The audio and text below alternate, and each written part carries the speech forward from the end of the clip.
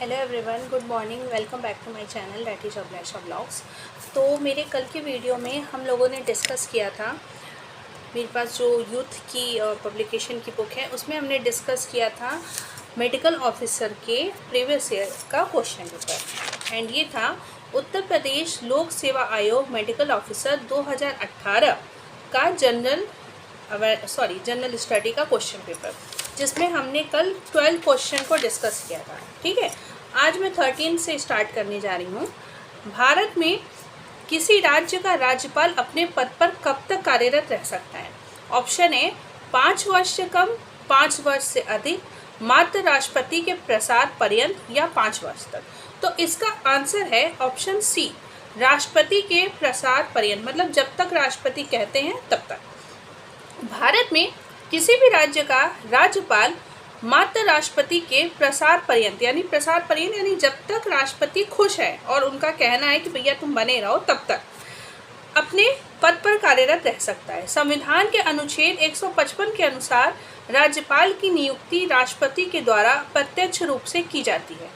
संविधान के अनुच्छेद 156 में राज्यपाल के कार्यकाल के संदर्भ में जानकारी दी गई है। ठीक है, संविधान के अनुच्छेद 156 में राज्यपाल के कार्यकाल के संदर्भ में जानकारी दी गई है। आमतौर पर राज्यपाल का कार्यकाल 5 वर्ष का होता है। अनुच्छेद 156(1) में यह प्रावधान है कि राज्यपाल तब तक अपने पद पर बना रह सकता है जब तक कि राष्ट्रपति की इच्छा हो। इस तरह राष्ट्रपति राज्यपाल को एक राज्य से दूसरे राज्य में स्थानांतरित कर सकता है। इसका मतलब देखिए ये है कि 156 में ये कहा गया अनुच्छेद के कि जो राज्यपाल जो है उनको 5 सालों तक उनका कार्यकाल होता है।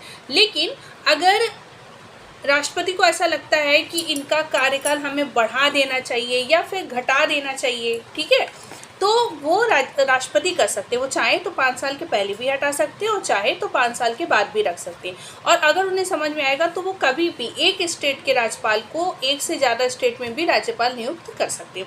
जैसा कि आपको याद होगा जो गुजरात की थी राज्यपाल, उनको एक साथ 2 स्टेट दिया गया था। ठीक है, दोनों स्टेट की वो राज्यपाल थी, गुजरात की भी थी, एक और स्टेट उनको दिया गया था, दोनों के साथ में वो थी। नेक्स्ट क्वेश्चन है आपका, तो ये याद रखिएगा कि राज्यपाल, एक क्वेश्चन हमें और पता चल गया एक्सप्लेनेशन से कि राज्यपाल से रिलेटेड जो अनुच्छेद है संविधान में वो 155 और 156 है। 155, 156 और 156(1). ठीक है, जनगणना 2011 के अनुसार भारत में शहरी जनसंख्या कितनी प्रतिशत है?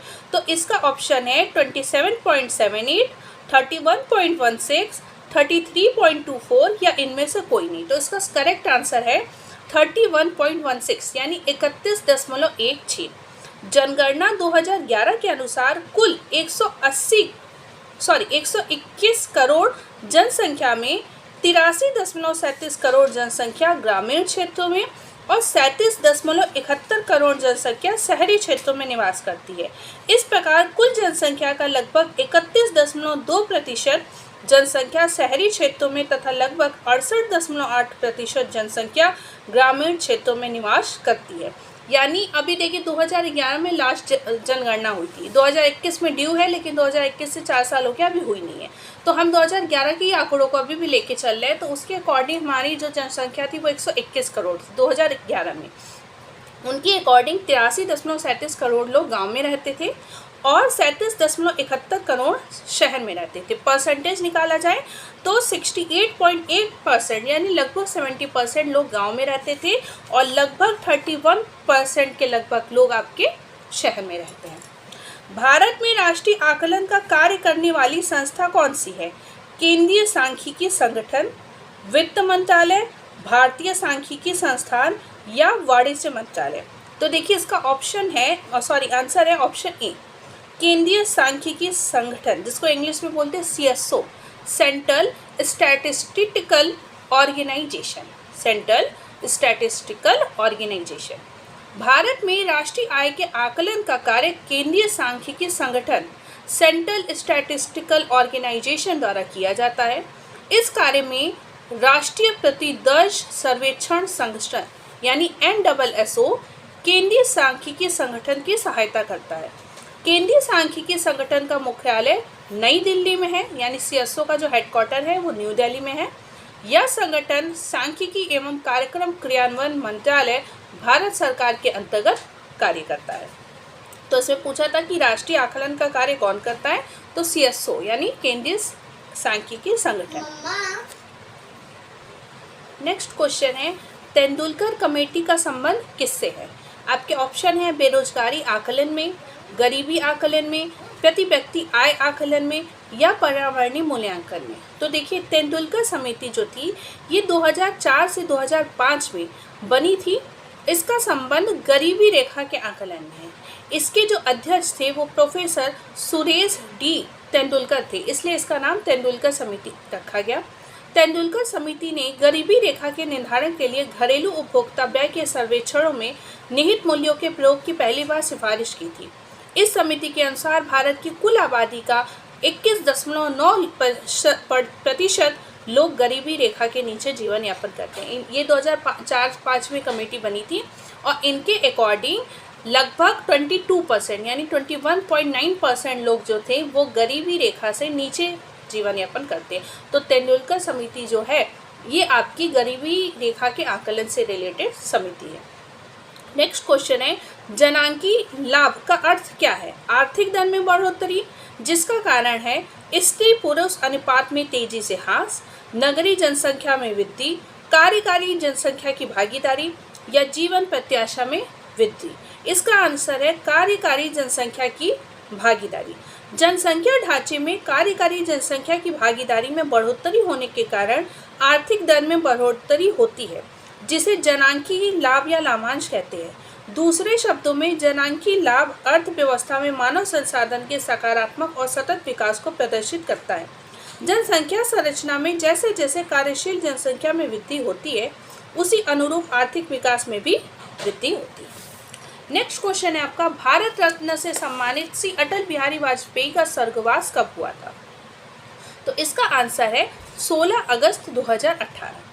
भारत रत्न से सम्मानित 93 वर्षीय पूर्व प्रधानमंत्री श्री अटल बिहारी वाजपेयी का एम्स दिल्ली में इलाज के दौरान 16 अगस्त 2018 को स्वर्गवास हो गया था।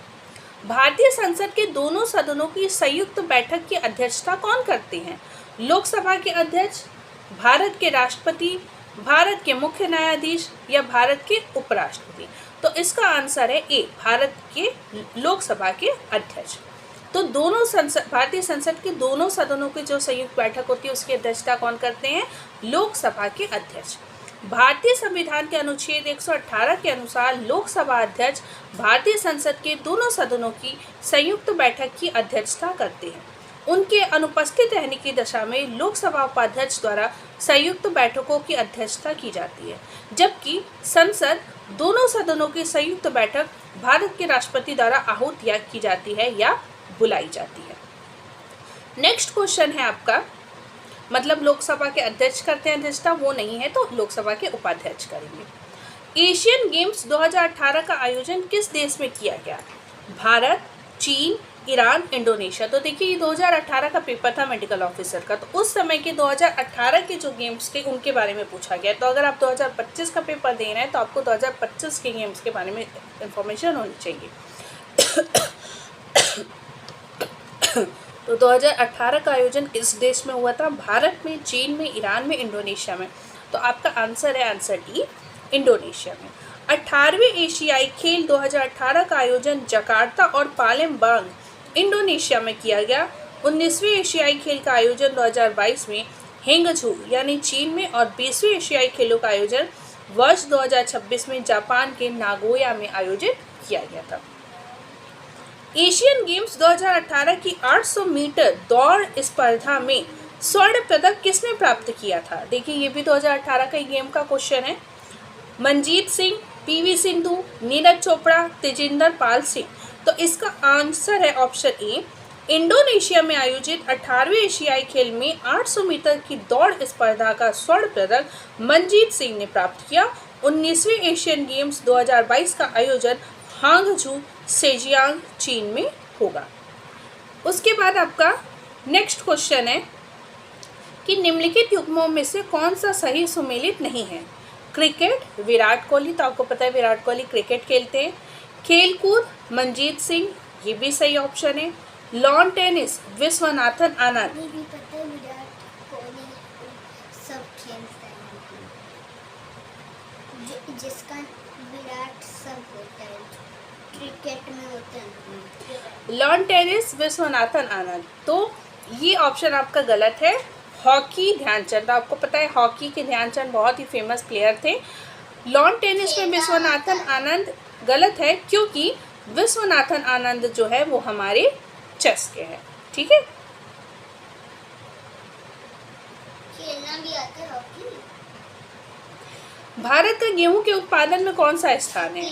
प्रथम, द्वितीय, तृतीय, चतुर्थ। तो भारत का गेहूं के उत्पादन में द्वितीय, विश्व में चीन के बाद द्वितीय स्थान है भारत का गेहूं के उत्पादन में। निम्नलिखित में से ICAR अनुसंधान संस्थानों में से वाराणसी में कौन सा है? भारतीय कृषि अनुसंधान, भारतीय दलहन अनुसंधान, भारतीय गन्ना अनुसंधान या भारतीय सब्जी अनुसंधान। तो भारतीय सब्जी अनुसंधान जो है वो उत्तर प्रदेश के वाराणसी में है। इसे वर्ष 1999 में स्थापित किया गया था। भारतीय दलहन अनुसंधान संस्थान कानपुर में और भारतीय गन्ना अनुसंधान संस्थान ये आपका लखनऊ में है। और जो दलहन है वो आपने कानपुर में देखा होगा, जो रावतपुर कल्याणपुर एरिया है जहाँ मेट्रो बनी है वहाँ पे है। मैं जब उधर से जाती थी वो साई मंदिर कानपुर में पिठूर में जो है, तो आपको वो दलहन संस्थान आपको दिखाई देता है, वहीं पे अभी नया मेट्रो बना हुआ है। मानव नेत्र सबसे अधिक सुग्राही किस रंग के लिए होता है? लाल, हरा, पीला, बैंगनी। तो मानव नेत्र के लिए सबसे अधिक सुग्राही, सुग्राही मतलब जो आंखों को बहुत ही अच्छा कैप्चर करता है, जिस कलर, जिससे हमारी आंखों को ठंडक मिलती है, प्रेशर बहुत नहीं पड़ता, बहुत अच्छे से मतलब हम उसको एब्जॉर्ब कर लेते हैं, तो वो कलर होता है ग्रीन। और सबसे कम जो हम एब्जॉर्ब करना चाहते हैं वो कलर होता है हमारा रेड। इसलिए सबसे ज़्यादा जो रिफ्लेक्टेड कलर होते हैं वो रेड होते हैं।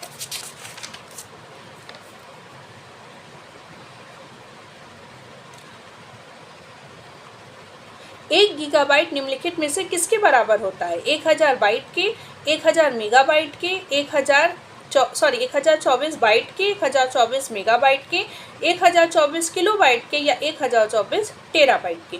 तो 1 गीगाबाइट जो है वो 1024 मेगाबाइट के बराबर होता है, क्योंकि गीगाबाइट होता है 10 की पावर 9 और मेगा होता है 10 की पावर 6। तो 1024 इंटू 10 की पावर 6 ये हमें देगा 1 गीगाबाइट। ठीक है, क्योंकि 1024 का 1000 और मेगा का 10 की पावर 6, तो ये मिला के हो जाएगा 10 की पावर 9। 1024 बाइट की बात करें तो ये नॉर्मल है। 1024 किलो बाइट की बात करें तो ये हमें 10 की पावर 6 यानी 1 मेगाबाइट के बराबर होगा।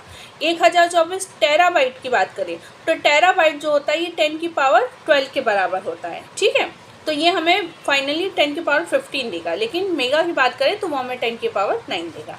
तो यहाँ पे मैं इस वीडियो को ख़त्म करती हूँ, क्योंकि सारे क्वेश्चन इस पेपर के हो गए। टोटल 26 क्वेश्चन थे जो मैंने कंप्लीट करा दिए।